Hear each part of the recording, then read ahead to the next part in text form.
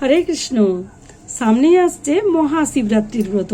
তো মহাশিবরাত্রির ব্রত আমাদের সকলের পালন করা অবশ্যই কর্তব্য, কারণ শিব শঙ্কর হচ্ছেন বৈষ্ণব জগতের পরম গুরু। ভাগবতমের অন্তিম স্কন্ধে বর্ণনা করা হয়েছে বৈষ্ণব নাম যথাশম্ভু, অর্থাৎ শিব হচ্ছেন পরম বৈষ্ণব। তাই ওনার এই শিবরাত্রির ব্রত পালন করা একদম বাঞ্ছনীয়। এবছরের ক্ষেত্রে মহাশিবরাত্রির ব্রত আপনাদের পালন করতে হবে 16 ফেব্রুয়ারি সোমবার। এবার অনেকেই বলবেন যে কেন ক্যালেন্ডারে তো লেখা আছে রবিবার। আসলে কোনো তিথি যখন ব্রহ্মমুহূর্ত স্পর্শ করে না তখন সেটি বৃদ্ধা তিথিতে পরিণত হয়, আর বৃদ্ধা তিথি কখনোই পালন করতে নেই, একথা আমাদের শাস্ত্রে উল্লিখিত আছে। পদ্মপুরাণ, হরিভক্তি বিলাসে একথা উল্লেখ পাওয়া যায়।